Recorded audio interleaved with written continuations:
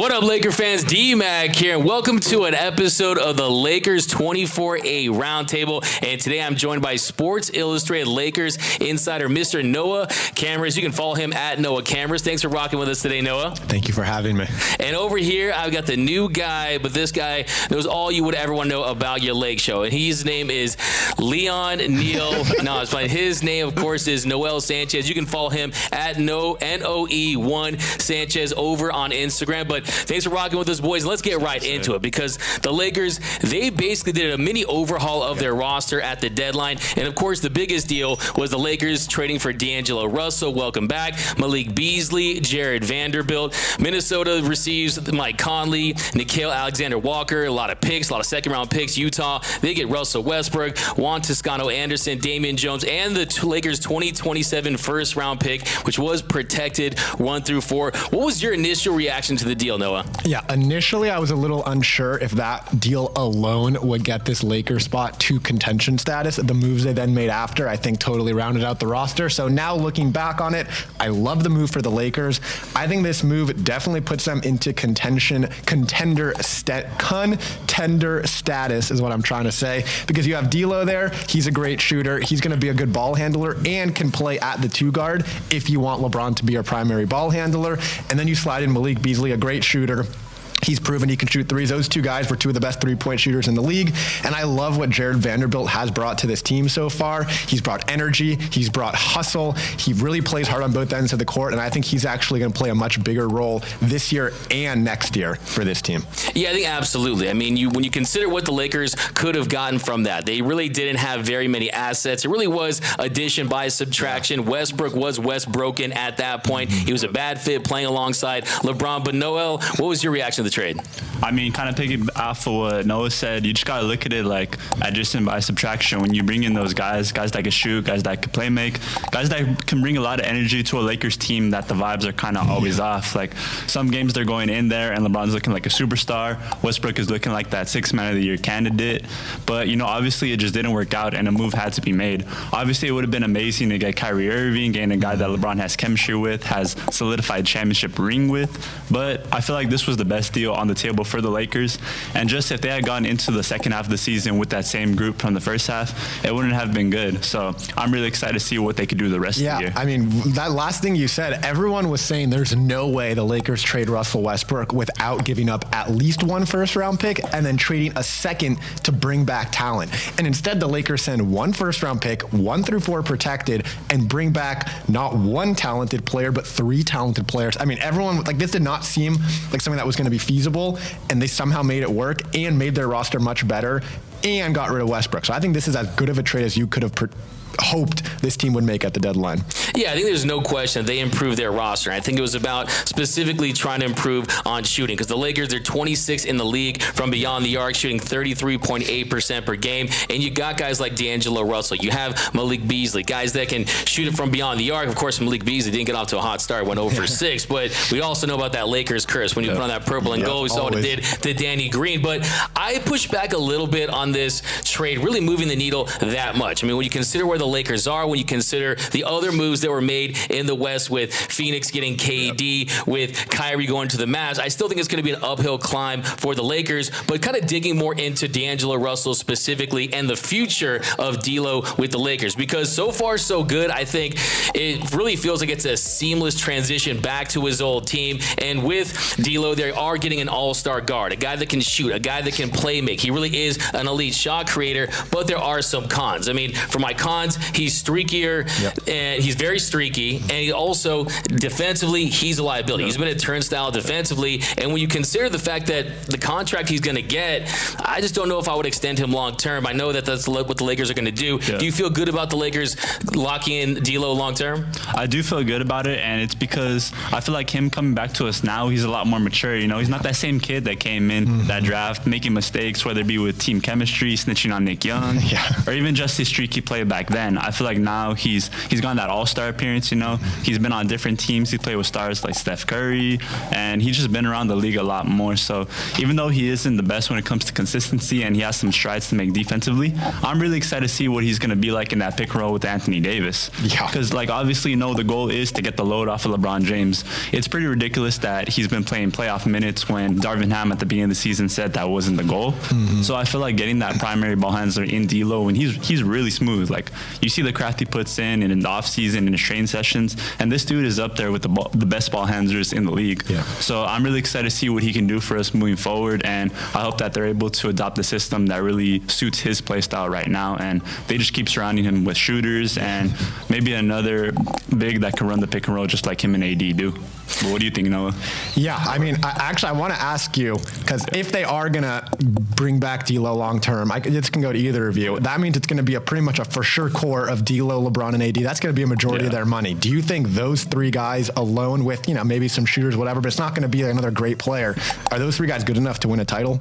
I would say absolutely not. I mean, I think if you look at D'Angelo Russell, look at his first game, scores over 15 points, and he's not a guy who's really going to move the needle. I mean, he really is at the very best. He's not even really a point guard, to be honest. He's really a combo guard, and you consider the money he's making in the final year of that $117 million deal. If you look at the kind of money that he's going to be worth, if it starts with a 2 and ends with a 3, a $23 to $26 million contract, I might be fine with that, but then you consider the limitations they have outside of that. I think you look at D'Angelo Russell, the reality with him is he's been extremely streaky, and at the end of the day, he always regresses to the player that he really is. And yes, he is good in the pick and roll. Yes, he is going to provide more spacing. You love the fact shooting 38.7% from 3 on 7.4 attempts, so a much better fit alongside Anthony Davis and LeBron James than a Russell Westbrook. But still, I just don't know if I want to hitch my wagon to a guy that, for the most part, I mean, look, he is an all-star guard, but he's not a guy to me. I mean, defensively, he's worse than Russell Westbrook, if we're being completely honest. There have been times when he's locked in, he's a little more engaged, but he's a defensive liability. He can get hot, there's no question about it. But I mean, I like his age, but I think he leaves a lot to remain to be desired. I mean, $25 to $30 million per year at that production level, I don't like him on the Lakers long term. But I know a lot of Laker fans are very interested because of the fact that you do retain those bird rights, you do have him in your system, and there's really not a lot of cap flexibility out there for the Lakers, and not a lot of guys out there to really pursue. Yeah, I mean, that's the one thing I would say. If I'm the Lakers, I don't extend D'Lo before the offseason, which I know is risky if you really want him back, but I think that's a huge mistake to do that, because right now we have no idea. The guy you mentioned, Kyrie Irving, we have no idea what his offseason is going to look like. Seems like a good chance that he hits the open market this offseason, and everyone's going to call the Lakers his number one choice. So if you lock up D'Lo before you even get to the offseason and see what Kyrie wants to do, I think you're making a mistake, because Kyrie is going to be a better fit. Same issues, you know, defensively, but obviously he's a much better scorer. He's a much better ball handler. He's a much better player overall. He's a little older, but he has won a title with LeBron. So I think you can't put all your chips in D'Lo's basket before you even see what happens with Kyrie. I think D'Lo's a great plan B, and like you said, they'll have their bird rights. They'll be able to offer a little more and maybe convince him. But yeah, if the deal starts with a 3 like the one he has right now, that's a huge mistake. If it's in the low 2 range, I think it could be a good deal as long as Kyrie's not an option. Yeah, I think it's really two-pronged. I think, will he help this team get over the hump, and can you envision him winning championships with LeBron and AD? For me, the answer is no, but should you sign him as far as asset management goes? I think the answer is yes, because you know the cap is going to rise again. You know he is going to be a tradable asset. Just look at the Nets, how he ended up on the Warriors, right? Yeah. I mean, you got to retain some of these guys. The Lakers learned that the hard way with how they handled Julius Randle. But yeah, I think that Laker fans, they're kind of a little bit of the nostalgia. They're kind of thinking D'Lo, ice in my veins, pointing at him. He said that he's a man now, and a lot of his teammates spoke very highly of him after his first game, where he was very communicative and he was a leader on the floor. But still, I mean, for me, he just really doesn't do it. I mean, I think there were some other deals out there that, I mean, I would have explored probably the Hornets deal. I think that was another trade I would have liked. But yeah, would you really feel good about having him a part of this Lakers core beyond next season?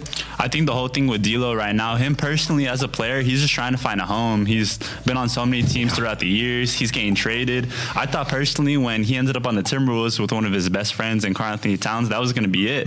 But then obviously you see he gets to the playoffs and he struggles. And then like you mentioned, defensively, one-on-one, he's a big liability. Yeah. I think he's one of the best team defensive players as far as like you were saying communication in that first game. But when you get to the playoffs, you're going to be guarding like the Luka Doncic's, you're going to be guarding the Chris Pauls. So I think that is a question for Laker fans, just like you're asking me right now. But I think if there's no other point guards on the market, if a Kyrie Irving does like his time in Dallas enough to stay, I think that we should hold on to him just because you do need that point guard to take the load off of LeBron. Not necessarily from a scoring standpoint, but even just handling the ball. Yeah, I mean, LeBron's 38. He's going to be 39 next year. At some point, he's going to have to give up ball handling duties, and you want someone you can trust. And I don't think it's going to be Dennis Schroeder long term. No, definitely not. Or even someone like when they bring in like Kendrick Nunn, you know? You give a lot of guys chances because and it just doesn't work. It just doesn't work out, yeah. At some point, you want to have the guy. And if D'Lo's going to be the guy, then you want to invest in him now because you want to have someone. You don't want to have LeBron have the duties. And D'Lo's young, and LeBron's 38, AD's in his early 30s. At some point, you want to go younger, and D'Lo at least would do that for them. And the Lakers have been looking at D'Lo for a cool minute now, too. I think back to like 2 seasons ago, right before he got traded to the Golden State Warriors. When Magic was still around, he was saying how D'Lo was ready now, that he's mature. So I think the Lakers had kept their eye on D'Lo for a minute, and they kind of like other teams to do their developing for them. Yeah. You notice they like to bring back a lot of Send him out and bring him back after. Even like the Lonzo Ball trade, I feel like if he was healthy, the Lakers might have been looking at him again as their point guard. I think there's a chance he comes back also if D'Lo doesn't work out. Yeah, we'll see about that. I mean, I think it really also comes down to scheme with Darvin Ham. I think when you saw him in Minnesota, they used that high wall scheme, kind of hit him on defense. But the reality is he's a net negative on defense. And to me, that we saw with Frank Vogel and that team with all those drop coverages and how well that team played defensively, that is why they won the title that year. Yeah. And offensively, you can find guys to fill it up. So my grade for the D'Angelo Russell trade, when you consider the fact that you add depth, when you add those much needed wings, you add some shooting, I still consider it a B+ trade for me. But I think I was hoping to see a guy that the Lakers could extend further that would be more than just an asset that they would try to trade. I just don't think D'Angelo Russell as a third star with LeBron and Anthony Davis is enough in the wild competitive West to really win a Larry O'Brien trophy. But what is your grade, Mr. Noah Camrus, on the trade? Yeah, I'm giving it an A-, I think, for the 2 reasons. 1, getting rid of Westbrook, and 2, only giving up the 1 first-round pick and having it protected. Again, like I said, no one thought that was going to be possible. Everyone was saying 2 first, and they only get rid of 1. It's protected. They bring back D'Lo. They bring back Malik Beasley. I think it's going to have a big impact, and I love Jared Vanderbilt. He's under contract next year for $4.6 million.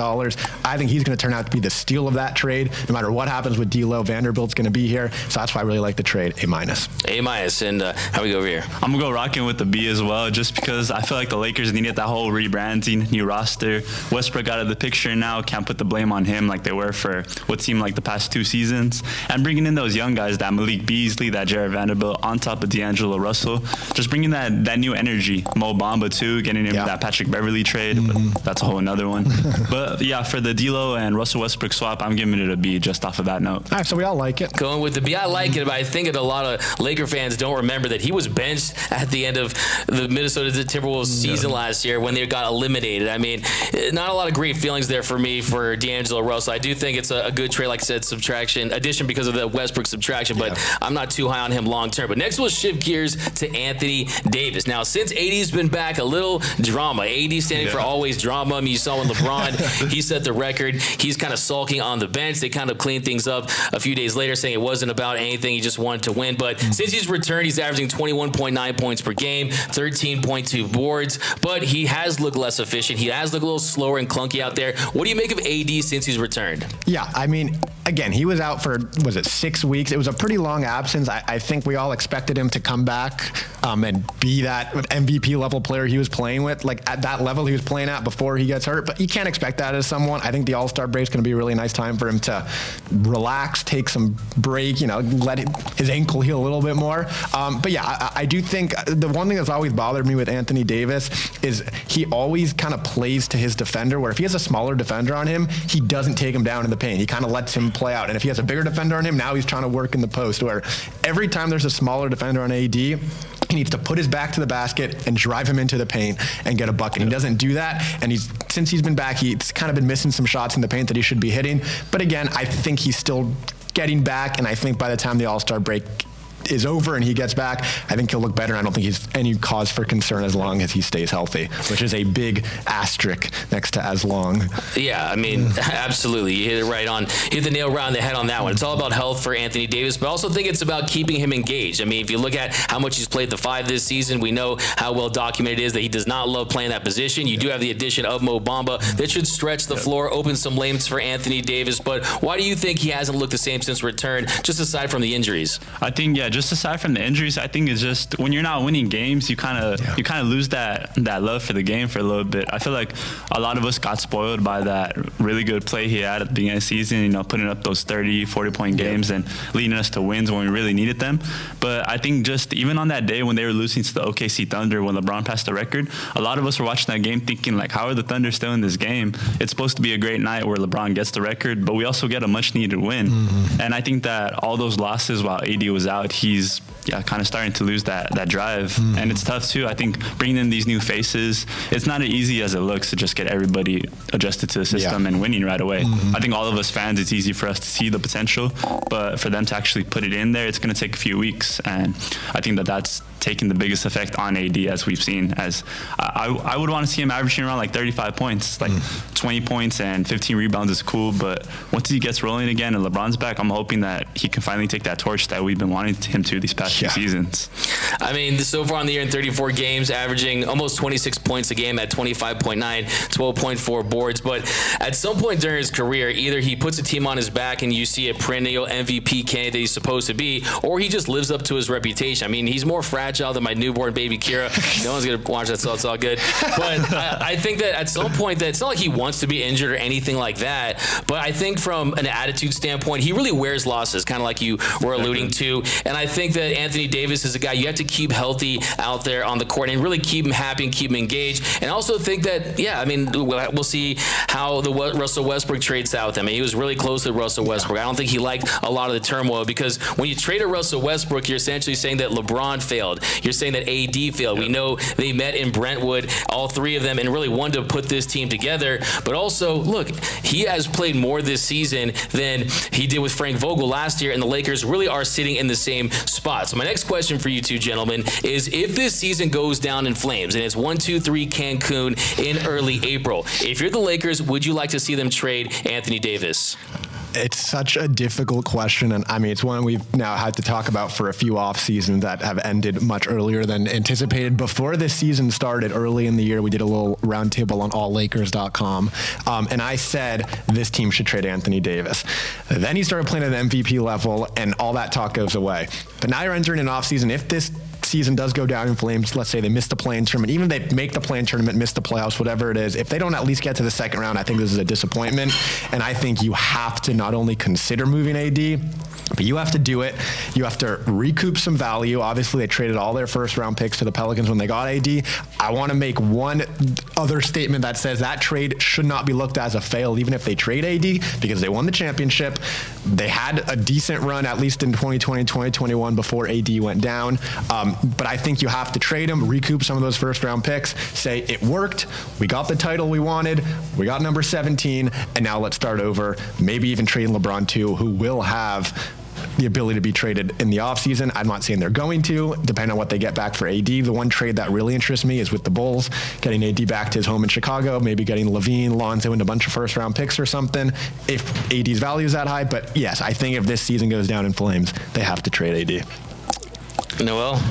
That is a tough one indeed right there, Doug, but I feel like as a Lakers fan, and I think the Lakers front office, through everything they've been through, I do not think they should trade AD. Regardless of everything that we've been through, I think he is still a top 5 player in the league when healthy. I think he's able to dominate both ends of the floor, but like you gentlemen have been saying, it's all about health with him. So I think that's the biggest thing that you have to look at here. And like Noah was saying, that maybe they should look into moving LeBron. Obviously, we all know he's going to want to play with Bronny when he gets to the NBA, and he's going to get there, just being a James son. Yeah. But I don't think that the Lakers should just part ways with AD, because that's an incredible talent that they'd be giving away.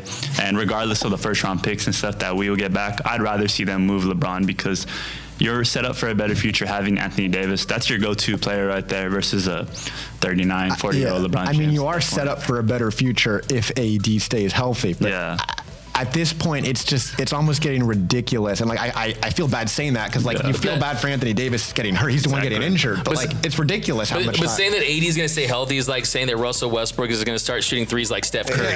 It's not happening. It's not possible. When you get older, the injuries don't decrease. They only increase. And I think if you're the Lakers and this organization, they're built on superstars. They're built on going out there and signing guys like Anthony Davis and signing Shaquille O'Neal and bringing these guys to this destination franchise. And if you trade a LeBron James, who I've heard some things, talk to people that say, hey, if you trade LeBron James without his blessing, he's just going to announce his retirement. Okay, and you want to fracture that relationship with Clutch Sports, who I think that when LeBron James ultimately becomes a part of the ownership group in Las Vegas, it's not going to matter because they're going to have an advantage on that. But kind of getting back to Anthony Davis, I think when you consider the fact that, like you said, there's no question, there's no denying the fact that when he's healthy, when he's on the court, he's a top 5 player. No one impacts the game offensively and defensively quite like Anthony Davis, but you just can't keep him healthy. For me, it's not even the injuries, it's the heart attacks he gives us when he just shoots that three and undercuts and he's on the floor rolling around. I just can't live with that. I mean, I'm a Dodger fan, of course. Kenley Jansen, all the heart attacks he put me through. It's like the same thing every time Anthony Davis is grabbing his knee, grabbing his ankle and everything. Like I said, he's always damaged,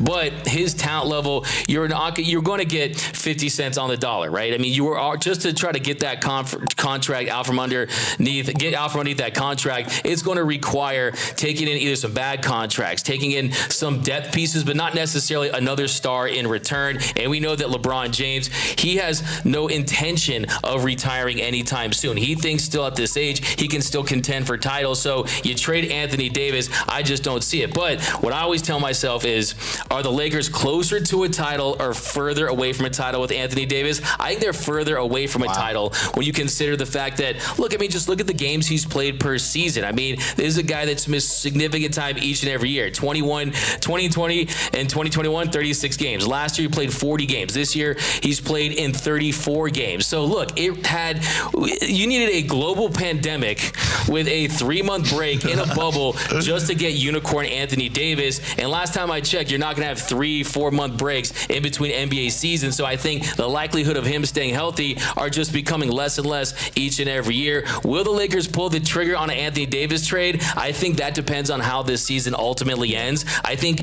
that if you're the Lakers, you're gonna have you'd be more likely to do it if you don't even make the play-in game. I see people talking about the play-in versus the playoffs, and we're gonna switch to that topic right now because the Lakers right now, Laker fans talking about playoffs. I mean, I'm saying we got to talk about play-in before we talk about playoffs. And if you look at the Lakers in the standings, they're currently sitting at 26 and 32 in 13th place in the West. And we're just gonna start right off the bat. Do the Lakers make the play-in game? Do they make the playoffs, Mr. Noah Camaris? I mean, right now I'm looking at 11 teams who are fighting for the 10 spots because the Utah Jazz are trying to tank. At some point, it's going to happen. The Oklahoma City Thunder, same thing. They're trying to tank. At some point, it's going to happen. And that leaves 11 teams that are now fighting for those 10 spots. Are the Lakers going to get one of those spots? Yes. They are going to win enough games. The West is so tight-packed. I mean, all year it's been like within 4 games of the Lakers being the 13 seed or the 4 seed. Now it's a little bit more, but it's pretty much that close all year long. So they have to go on a little winning streak to get that momentum. Most of their games, I think about 16 of them, I can't fact check that, but are against teams above them in the Western Conference standing. So they're going to have their opportunities to gain ground. So I think at some point things are going to click. The All-Star break's a really good time to mesh, gel. And yes, I'm not saying they're going to get a high seed, but they're at least going to get to that 10 seed. I think there's a good chance they get up to 9 or even 8. 9 or even 8. Yeah, if you look at the Lakers, currently they have the 9th easiest remaining schedule in the league. You really have to go somewhere in the 16 and 8 range to finish out the season to really have a chance. Noel, what are your thoughts? I mean, I think the question I have for you is, how do they integrate all these new players in such a short amount of time to really build some chemistry and momentum heading into the postseason? I think the biggest thing for them is just trusting in these guys that they traded for. You know, they traded with a Russell Westbrook, who they parted ways with a Kyle Kuzma, Danny Green, and multiple picks just to acquire him to make that big 3. To move him for these pieces, you have to be confident in a team. You didn't make this trade to just tank or just to fizzle out the rest of the season. They made this trade to win a championship. But like you said, Doug, we have to focus on the playoffs first, and before that, the play-in. So I think that we definitely do make the play-in. And I think as far as accumulating these players and getting them comfortable with the system, it's all about trust from Darvin Ham, from the rest of the coaching staff, I know there's been a lot of turmoil around whether or not Darvin Ham is a better coach this year than Frank Vogel, and we're going to get into that later. But looking at it from that standpoint, I think you kind of got to give the keys to D'Lo. You got to trust him through his mistakes and through his mishaps that he has. You got to hope that he is that mature player that he is talking about in these press conferences, because ultimately he's going to be your point guard. And Malik Beasley, like we were saying earlier, we just got to let him shoot. I know Anthony Davis was saying the same thing, but when you have a player that you bring in specifically for shooting, you got to let them live or die by the three-point line, especially the Lakers. LeBron loves his spot-up shooters. He's going to pass up. If he has a game winner on the line and he's getting doubled, he's going to kick it to his shooter in the corner, and he's going to trust them to hit it. So I'm really hoping that Malik Beasley can be that guy, 8th made in three-pointers this year. And like you were saying earlier, Noah, with Jared Vanderbilt, he's an all-around guy, and he's going to make those high-energy plays, hopefully in the playoffs and in the play-in. I'm hoping that if we're stuck in a battle, whether it be with like the Warriors, Vanderbilt can lock up like an Andrew Wiggins or a Clay in that last play and then go down and get a bucket, That's what we're getting him for. Yeah. And then a Mo Bamba down low with AD. Hopefully he takes off that pressure. He can D up a little bit. He can post up. I know that AD really liked playing with JaVale McGee and Dwight Howard in that 2020 run. So getting a Mo Bamba who's skinny, lanky, can like body a little bit in the paint since he's gotten stronger. Yeah, I'm liking how this new team is looking, and I think Darvin Ham is going to be able to actually do something with a better team now. Yeah, I think that's the biggest key. How quickly can these reinforcements integrate themselves into this Lakers rotation? Can Mo Bamba, who's one of the best rim protectors in the league, a guy that can stretch the floor, is this going to re-energize him and take his game to the next level? How are some of these other guys going to perform? But I'm glad you mentioned the name Darvin Ham, because that is the next topic. Because Darvin Ham, like I said before, I was a big Ham head. I was all about him. I said Ham's going to bring home the bacon for the Lakers. But so far, I'm not loving the rotations. I'm not loving the schemes. The three-guard lineup. When I see the three-guard lineup, I'm like LeBron James after he didn't get the foul call against the Celtics. I'm all over the floor going crazy, losing my mind. I just can't deal with it. And thankfully, you trade away Patrick Beverly and Russell Westbrook, but I feel like he's going to find a way with Austin Reeves and D'Angelo Russell to work in that three-guard lineup. He's already running that D'Lo, Dennis Schroeder. Shooter shoot. Now, let me ask you, what are your takes on Darvin Ham in his first year? Yeah, it's tough. From a off-the-court perspective, I really like what he's done. I think the players really like playing for him. I think he really kind of has the team. He has the support of the team, and I do think he's kind of one of those player coaches that people just like playing for. I like some of the energy he's brought. However, the rotations, like you said, they have just been like excruciatingly painful to watch. Yes, finally Patrick Beverly is gone. Russell Westbrook's gone. Okay, maybe we can stop with the three-guard lamps. Oh, we got a good point guard on They got a good point guard in Russell Westbrook. He'll be the one, move Schroeder to the bench. No, Darvin Ham says, I want Schroeder and D'Lo in the lineups together because they play different games. I don't know why he's giving up so much defense to have those guys in the lineup. I just wrote an article about this. If it was me, I'd have D'Lo at the point, either Malik Beasley or Austin Reeves at the 2, Jared Vanderbilt at the 3, LeBron and AD. That's my starting 5. Off the bench, you have Schroeder as your 6th man because he's someone who can now bring some scoring, and then Reeves comes with him, and now you're kind of mixing things up. So the rotations have really been a problem, and at times I think have cost this team games, which could be very important come later. And yeah, some of the schemes aren't working. I do want to see how he does with this new team, like Noel was saying. If he can figure out the right rotations to make it work, maybe someone will hit him on the head and say, stop putting Schroeder and D'Lo in the starting lineup, get a little more defense in there, get some more size in there. But yeah, I think he'll have a chance to improve on what's been a pretty shaky start. But as of right now, he hasn't done enough to, warrant him being like, oh, he's for sure going to be back. I feel like you need to show something with this new squad in these last 24 games or whatever to say, okay, Darvin Ham deserves some credit for making this work. Yeah, I think for Darvin Ham, the Lakers, it was the Udoka effect, right? You thought you bring in a top assistant. Yeah. He has so much success in his first year, but it really hasn't been the case. But in his defense, he hasn't had a healthy lineup. I mean, he had Russell Westbrook. I think the difference between him and Frank Vogel is you're not seeing this team throwing the towel in the second half. They are playing hard. He is a great culture builder, but sometimes when I watch him in games, I'm saying to this guy, just get a free courtside seat, right? Because his rotations leave a lot more to be desired. Some of the ones that you mentioned, I think also going away from Wenyen Gabriel in certain spots, not getting enough Lonnie Walker. And we get it. You're not going to have Lonnie Walker, but still, he's a guy that can help this team in certain situations. And also just his late adjustments. I mean, sometimes we're deep into the fourth quarter when a move should have already been made. And that's what my biggest concern. So the reality is he's a top-level assistant. assistant who hasn't proven to be an NBA head coach just yet. But what are your thoughts on Darvin Ham? First off, before anything else, we gotta tip our hat to Darvin Ham because he did what nobody else wanted to do, and he actually benched Russell Westbrook. That's true. He actually had the guts to do that. He moved into that bench role. But when he was first coming in, I was a huge fan. He was in the press conference talking about there's no pressure this year. He's like, he said like he got shot a couple of times. He's like, that's real pressure. Like hearing that quote, that was really cold, and I thought he was gonna come in and set a winning culture. He hasn't done exactly just that, but as you guys mentioned, it seems like the players like playing for him. He's not scared to call certain people out, and I do like that. But also when it comes to the rotations, when it comes to late game decisions, they haven't been the best. And it just begs the question of whether or not he is a better coach than what Frank Vogel was. Because Frank Vogel, if nothing else, he was dependent on defense. Yeah. And that's something that kind of the NBA as a whole is going away from. They're throwing in a lot of offensive players, not really focusing on actually stopping the buckets from going in. And I feel like opposing teams have been looking at that backcourt lineup of like Schroeder, and now it's going to be D'Lo. Someone like Luka's looking at that and just licking their chops, getting ready to go off for 40. So I think that Darvin Ham does really need to take a reflection over All-Star break and really look at what he has on this team, because there is a lot of defensive potential.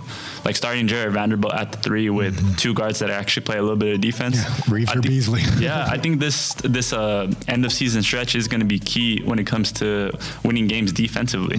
Because we have enough talent to get the ball in the basket. Even having people like Dennis and Roy Hachimura off the bench, that could be a lot of buckets off the bench, like at least 15 from each of them. Yeah. But when you look at defense, I feel like that's going to be key for him moving forward. And he needs to take a couple notes out of Frank Vogel's handbook here and actually like sub in some defensive rotations. Yeah, I feel like Laker fans are going to be terrified for the first Mavs-Laker game when Kyrie and Luka are in that backcourt against Dennis Schroeder. When is that game again? Do you guys know? Whatever it is, Laker fans should have watched that one. Yeah, I mean, well, personnel-wise, I mean, Frank Vogel had all those guys you could blitz, pick and rolls. Now it's more of a drop coverage scheme. So I think really what it comes down to for Darvin Ham is getting all these guys to buy in. And I think he really needs a top-level offensive assistant, in my opinion. I think they're not truly optimizing him. They're expecting him to go out there and get the job done when you have an injured superstar, when you have a LeBron James who's sitting out just so he can play in the All-Star game at full strength. I mean, it really hasn't been the best ideal situation for Darvin Ham. And also, too, I mean, they committed 4 years to him, right? Yeah. And my dream coach was Ty Lue. Yeah. And it reportedly came down to a 1-year deal that he wanted an extra year at the back end. They weren't able to give it to him. And I just think that it's tough because the Lakers don't put a lot of confidence in their coaches. Yeah. They pretty much go through more coaches than Leonardo DiCaprio goes through supermodels 25 and under, right? Yeah. I mean, a lot of turnover from the head coaching position. And I think that they need to give him an offensive assistant. I'm not saying go out there and try to, or another defensive guy. I'm not saying go out there and try to bring in a Udoka or anything like that. But I definitely think he could use a little more help and also a little more confidence from the front office. It does feel like it's like the inmates are running the prison a little bit with the Lakers and LeBron James calling the shots. I mean, Darvin Ham is a strong, confident guy. He's a former NBA player that broke backboards during dunks. I mean, this guy is someone that you really need to get behind. But I think that you can teach some of the other things that he needs to learn, but what you can't teach is his ability to build a culture, to build that toughness. And definitely the players play for him and they respect him. But so it sounds like to you guys, you're not on the fire Ham train as of yet. But what are your thoughts on that? Would you fire Darvin Ham? A lot of Laker fans, they want to fire Darvin Ham. No, you can't fire him yet. I feel like, I mean, you sign him to a 4-year deal. I feel like you can't give up on him after year 1 unless this year turns into a dumpster fire and people are requesting trades and things like crazy happen. But no, I don't think you can fire this guy yet. I think you got to let people build. It's so hard because like with the Lakers, there's almost no time to build, especially when you have LeBron James on your team. There's no time to build. There's no time to grow. It's like Darvin has to jump right in and turn this team that missed a play-in tournament last year into now a top 6 seed, which is, I mean, it's not an easy thing to do. And like you said, I mean, Frank Vogel's bench had Jason Kidd. Yeah, I think Lionel Hollins was on that bench. They didn't give that same luxury to Darvin Ham. So it's a little interesting that, he didn't get that same help on the side. Maybe they couldn't make those deals. But yeah, I don't think you can fire him. I think that's a little too drastic.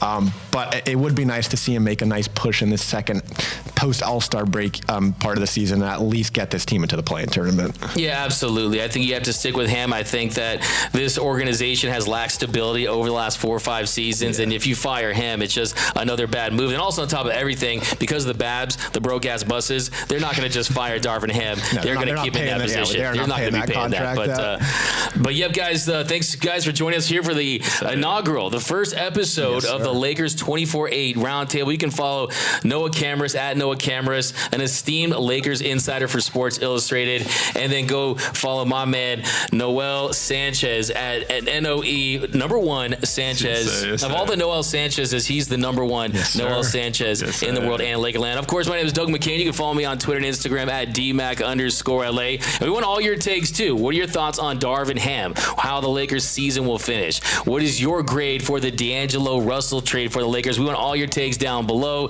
And if you haven't yet, be sure to subscribe to the Lakers 24/8 YouTube channel. Hit that subscribe button. Hit that notification bell. And if you haven't yet, hit that subscribe button. Hit that like button too. And until next time, go Lakers.